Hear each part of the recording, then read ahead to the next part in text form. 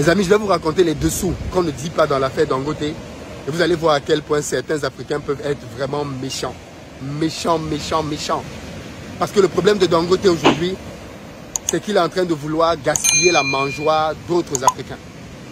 Et il y a des personnes au Nigeria qui sont prêtes à tuer Dangote. Parce que Dangote est venu attaquer leur mangeoire. Et c'est une grosse mangeoire. Et on va parler dans ce business de l'un des gros problèmes qu'on a dans nos pays quand on veut réellement s'attaquer au développement. Alors Dangote a lancé bien évidemment sa méga raffinerie. Un projet qui coûte 20 milliards de dollars.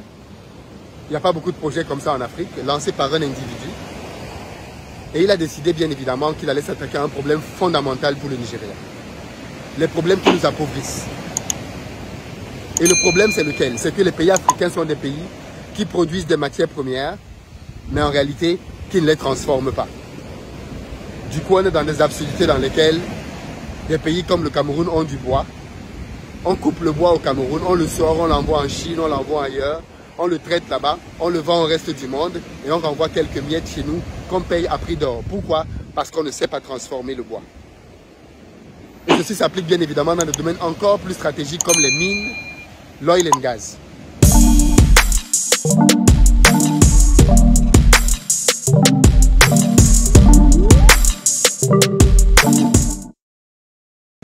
Les pays africains, malgré tout le pétrole qu'ils ont, ne parviennent pas à s'enrichir. Pourquoi le Qatar, l'Arabie Saoudite, sont parvenus à s'enrichir avec le même or et avec le même pétrole et gaz, et pas les pays africains?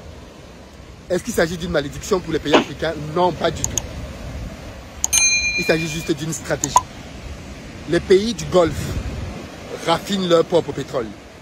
Dès leur création, ils ont signé des deals, notamment avec les compagnies américaines, dans lesquels ils disaient que tout le pétrole qui allait sortir de leur pays devait être raffiné sur place et ils devaient avoir un gros pourcentage là-dedans. Ça a duré longtemps. Ils ont négocié à fond, mais ils n'ont pas cédé. Là où les pays africains ont cédé et ont signé de mauvais deals, parce qu'il faut qu'on dise la vérité aux Africains. Nos pays ont signé des deals stupides, notamment au moment des indépendances. Des deals stupides. Et c'est l'une des raisons pour lesquelles d'ailleurs, la France et beaucoup d'anciennes colonies se sont battues pour éliminer tous les nationalistes et mettre des gens au pouvoir qui seraient des pions et qui signeraient donc des accords qui allaient condamner leur pays sur de très longues périodes. Imaginez-vous que des pays comme les pays africains dans lesquels on construit essentiellement à base de ciment ont signé des deals dans lesquels ils donnaient à une entreprise comme Lafarge un monopole de 50 ans. Oui, vous avez bien entendu. Une entreprise comme Lafarge, Ciment Cam,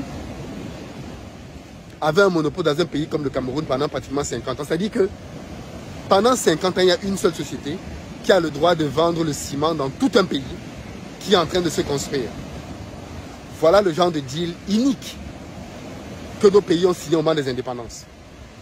Ce qui fait donc que nos pays ont des matières premières, mais ne s'enrichissent pas. Parce qu'ils ne sont que des vendeurs de matières premières et pas des transformateurs. Dangote a décidé de s'attaquer à ce problème. D'abord dans la cimenterie, et maintenant, donc, il a décidé de le faire dans le domaine de l'oil and gas, notamment du pétrole. Parce que le Nigeria, c'est le premier producteur de pétrole en Afrique. Le Nigeria, jusqu'à présent, l'État du Nigeria a essayé de construire 4 raffineries pour raffiner le pétrole au Nigeria. Les 4 projets ont été un échec. Le gouvernement dépense des milliards chaque année pour maintenir des raffineries qui ne produisent pas. Écoutez bien l'absurdité de la situation. Dangote donc dit, ok, je vais m'attaquer à ce problème et je vais apporter une solution pérenne pour le pays. À ce moment-là, Dangote décide donc d'investir et de faire le plus gros investissement jamais réalisé en Afrique dans le secteur. 20 milliards de dollars.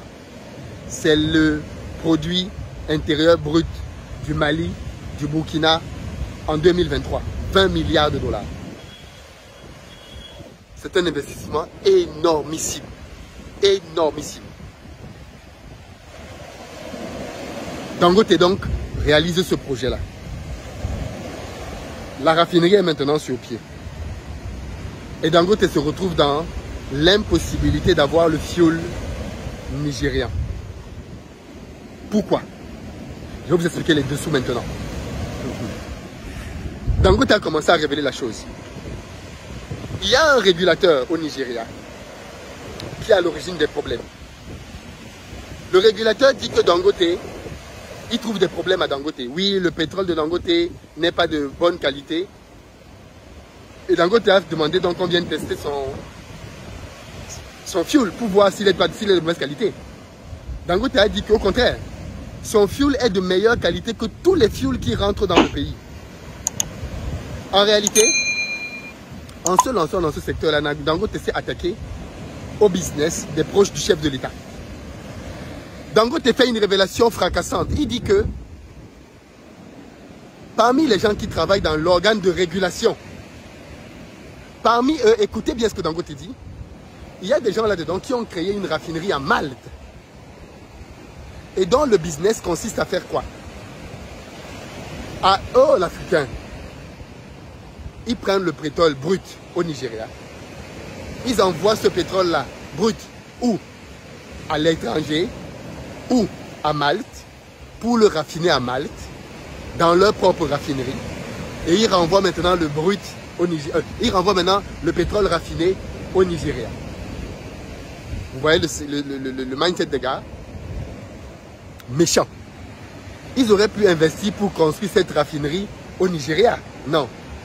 Parce que s'ils ont leur raffinerie au Nigeria, l'État du Nigeria peut voir cette raffinerie. On peut leur demander où ils ont pris l'argent pour pouvoir lancer cette raffinerie. On peut leur demander de payer des impôts au Nigeria pour cette raffinerie. Ils ne veulent pas payer les impôts dans leur pays. Ils vont donc investir pour acheter une raffinerie à Malte. Ils font sortir le pétrole du pays, l'envoient à Malte, le raffinent à Malte et le renvoient au Nigeria pour que les Nigérians payent donc le prix du pétrole cher. D'après mes premières investigations, il se dit d'ailleurs que les gens qui sont derrière ce business, ce sont des très proches du président. Certains articles disent que ce seraient même ses enfants. Vrai ou pas vrai, je reviendrai là-dessus quand j'aurai le fin mot de cette histoire. Voilà donc les gens qui s'en prennent à Dangote. Les ennemis du Nigeria. Les gens qui sont prêts à éliminer Dangote parce que Dangote est venu toucher à leur mangeoire. Dangote est en train de vouloir s'en prendre à leur gagne-pain. Quel est leur gagne-pain? Ils gagnent leur pain en appauvrissant le Nigeria, en faisant que les Nigérians achètent un fuel très cher, pire, de mauvaise qualité. Dangote a réalisé le plus gros investissement jamais fait dans ce secteur-là en Afrique pour faire une raffinerie top. Et maintenant, ces gens-là sont en train de lui mettre les bâtons dans les roues. Parce que si Dangote commence à acheter le fuel sur place, leur business est mort. Ils ne pourront plus sortir le business du pays. Ils ne pourront plus faire revenir ce business au pays. Et donc là, maintenant, on est donc dans ce que Dangote appelle la mafia du pétrole. La mafia du pétrole. La mafia qui fait qu'on est prêt à l'éliminer. On n'en veut plus de Dangote. Dangote est devenu dangereux. Il a osé construire une raffinerie et il veut s'en prendre au business des gens qui sont riches et puissants dans l'État. Mais quelle est donc la puissance de ces gens? C'est la puissance des personnes qui veulent s'enrichir elles toutes seules, quitte à ce que leur pays brûle, ce n'est pas leur problème. On est les champions en Afrique pour dire qu'on est pauvre à cause de la France. Est-ce que ça c'est la France? On est pauvre à cause des anciens colonisateurs. Est-ce que ça c'est l'ancien colonisateur? Ça, ce sont les pays du franc CFA. Est-ce que le Nigeria, c'est un pays du franc CFA? Est-ce que c'est un pays du franc CFA? C'est pour démontrer que le premier obstacle au développement dans nos pays, c'est d'abord l'Africain. Ça ne va pas plaire à beaucoup de gens, mais c'est d'abord l'Africain. Et il faut qu'on ait l'honnêteté de le reconnaître.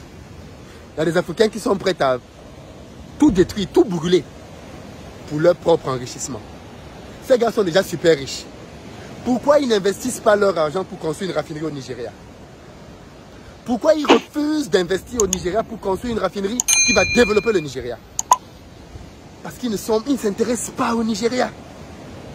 Ils s'intéressent à leur poche. Et Dangote est en train de vouloir remettre en question leur mangement. Dangote est en train de vouloir mettre fin à leur pillage du Nigeria. Ces gens sont milliardaires en dollars. Et ils ont fait une mafia dans laquelle ils sortent le pétrole du Nigeria. Ils l'envoient à Malte, ils le raffinent à Malte et ils le renvoient un fuel de mauvaise qualité parce que Dangote a donné des résultats. On a fait des tests. Le fioul qui est au Nigeria est de très mauvaise qualité, comme dans beaucoup de nos pays. Voilà pourquoi quand vous voulez réellement développer nos pays, vous allez d'abord rencontrer une adversité locale. Une adversité qui proviendra des gens qui s'enrichissent tout seuls et ne veulent pas développer le pays. Nos pays sont remplis d'importateurs dans tous les domaines. Les importateurs ont des licences qu'ils ont payées. Et ils ne veulent pas que quelqu'un d'autre vienne faire du business dans le pays. Parce que si tu viens faire du business, tu vas les empêcher d'importer. Donc quand tu vas faire une usine dans nos pays, tu gênes les gens. Les usines gênent les gens. Parce que les usines veulent dire fin des importations. Vous comprenez le business maintenant? J'ai fait une interview avec Bertin dans laquelle il revenait là-dessus. Dans laquelle il expliquait que lui-même à son niveau, il est fortement combattu.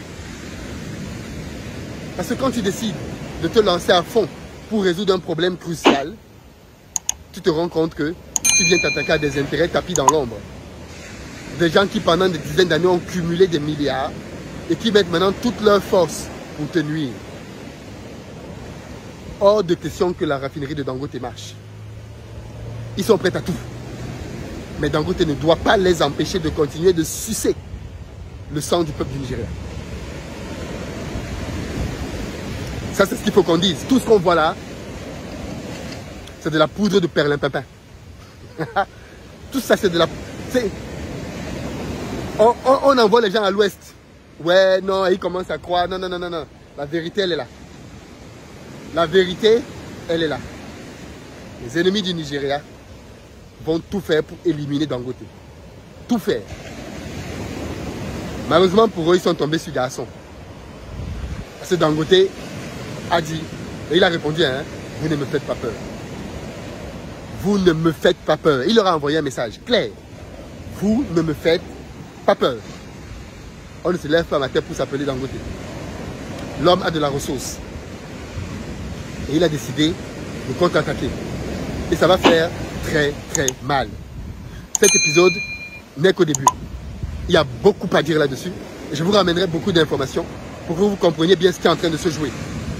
Parce que ça dépasse le cadre simplement d'un opérateur économique qui veut faire une usine. Non. Ce qu'il est en train de démanteler là est très grave. Parce que si Dangote échoue, le Nigeria va faire un recul d'au moins 500 ans. Si Dangote échoue, le Nigeria va reculer au moins de 500 ans. Il faut donc absolument qu'il réussisse. Qu'il démantèle ce réseau. Qu'il le mette à nu. Que son usine fonctionne. Et qu'elle crée des bébés. Parce qu'il y a beaucoup de gens qui veulent investir en Afrique, mais ils ont peur du contexte politique. Ils ont peur de ce genre de conneries. Ils se disent, mais ça c'est des bêtises. Tu viens pour développer un endroit, et voilà comment on te traite. Donc il faut absolument que Dangote réussisse pour toutes ces raisons. Dites-moi ce que vous en pensez, mais partagez la vidéo aussi.